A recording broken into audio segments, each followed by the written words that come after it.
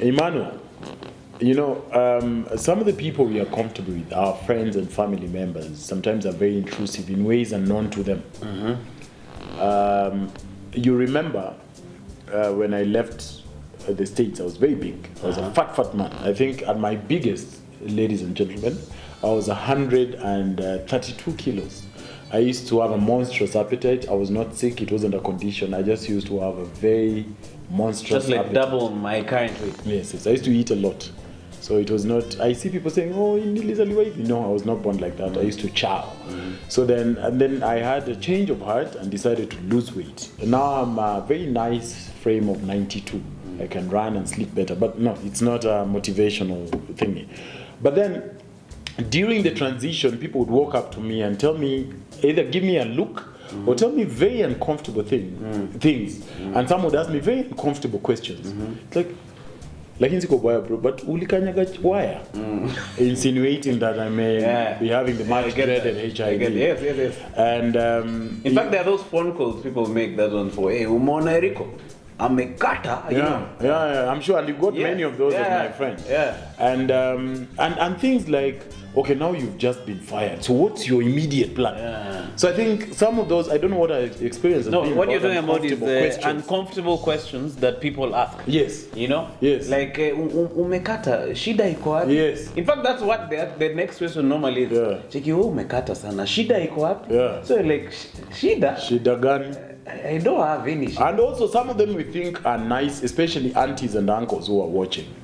Quit asking me when I'm getting married. You're 74, nobody asked you when you're going to die. So the idea that na sasa Eriq, ama kuna kitu hapo hii area chini, that is none of your business. Like, I am fully aware that I am not married, and maybe I like it like that. Maybe you don't want to get married. Marriage is not compulsory. It's a choice. So stop asking people. But one that must really, because of talking to a lot of women and a lot of women who are my friends, one that is really infuriating, especially to women, is when are you getting a baby? And even family members ask that. There's a friend, there's a lady I know who lost her baby.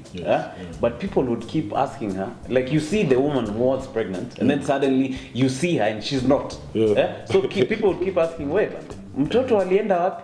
Imagine. Like, honestly, what kind of question is that? It's so what do you want her to do? Start explaining to everyone, like, check ni funny umeuliza hivyo. Sasa niko na low sperm count. Low sperm count. Hata daktari alisema normal man ana shoot 600 million per minute, nacheza range ya 20 million. So you're in the situation. Like, someone cannot answer you honestly. Ati unapata mtoto lini? Because like, you're just married. Like, for maybe 3 years. Unapata mtoto lini? That's an insinuating. Because the other thing you don't understand is that maybe she suffered 4 miscarriages. And then every time you ask that stupid question, because it's stupid, you are bringing very painful memories. So quit asking people when they're getting children or when they're getting married or what they're planning to do with their life after they've been fired, for instance. There's another one. There's a lady who got fired from her job, and it was public knowledge. But now everyone, including her family members, were asking her, "Sasa utafanya nini? Like, what are you doing next?" So I'm fired on Friday. On Monday, you're asking me, what am I doing next? And those are the people who keep continually asking for money. Because now when you're fired, sasa ni kunoma.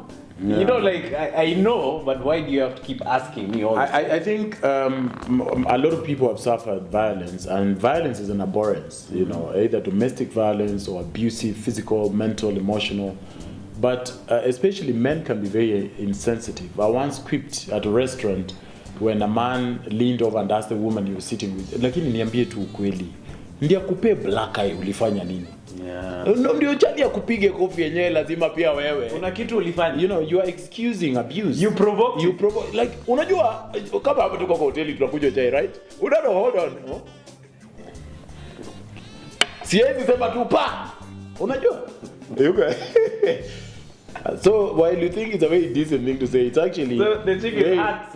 You're like this is a chick who suffered domestic abuse. The only thing, instead of castigating, what you're saying is that chick did something. Yes, you're supposed to castigate the person who abused her, not the abused. She's the victim. Yeah. So I don't care what she did, but it's not in your place to now becoming an investigative officer. Yeah. Check inaandika file, uliingia wakatoka, coffee ilikuja saa ngapi? Yeah. Na before coffee ulisema nini? I think those are some of the things people ask that is very weird. I don't know if you met these guys who, especially after high school, maybe you graduate from high school, then you don't meet for many years. Yes. So there are these kupima questions. Those are the, hey man, how are you doing?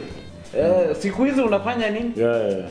So people ask you what you're doing to gauge where you are in life. They're placing you. Yeah. And then they even start asking about your other person. Yeah. Na James ako wapi? Yeah. Anafanya nini? Yeah. Okay, na Peter anafanya nini? So what are you doing?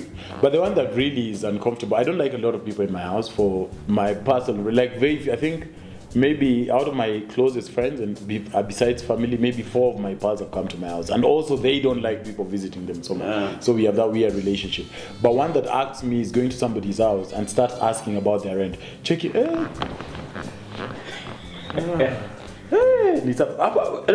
Jen, hapa unalipa ngapi? Hapa rent ni how much? That's very loud. Come on, man. That's private. Yeah. So check it. Hapa okay, tukiingia ilikuwa 38. Sahi wameongeza so ni 43. You know that's another kupima. Yeah, but like why are you asking me? Yeah. I think those are weird I think they are peculiar Kenyan behaviors. Like in my travels, nobody has ever asked me, check it, so how much is rent in Camps Bay? Nobody asks that. Yeah. So I think stop bana, wacha kuuliza rent na watu wanafanya nini. Yeah, that's terrible. Also remarking on people's physical features. I think that's also weird. Maybe not weight loss or weight gain, but just it's like, hey, lakini una limp. Una limp ni nini? I have a friend. No, I think a friend of mine. Every time somebody would talk about death in a family, she'd always ask nini limuoa, which was very funny to me. Check it. Jen amekufa, nini ilimuoa? Cheki, kifo ilimuoa. Cheki, no, what happened ndio akufe? Cheki, alikuwa mgonjwa kwanza karibu 8 months, then akakufa. What are the conditions? Then she starts asking, cheki, ugonjwa gani? So I used to tell her, why do you ask?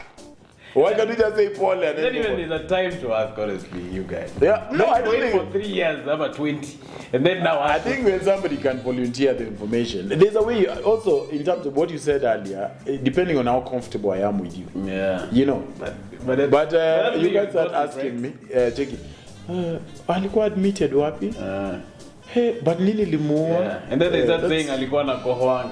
Yeah. I don't think it's in your place to know what somebody died from, because they are dead anyway. It's not like you'll start saying. But I think all these things we're talking about stem from familiarity. Familiarity causes contempt. Yes, don't be familiar. Hold yourself. Hold yourself. Just before I forget, a friend of mine, also sometimes you're doing it from a good place. I think tame your tongue and think before you speak.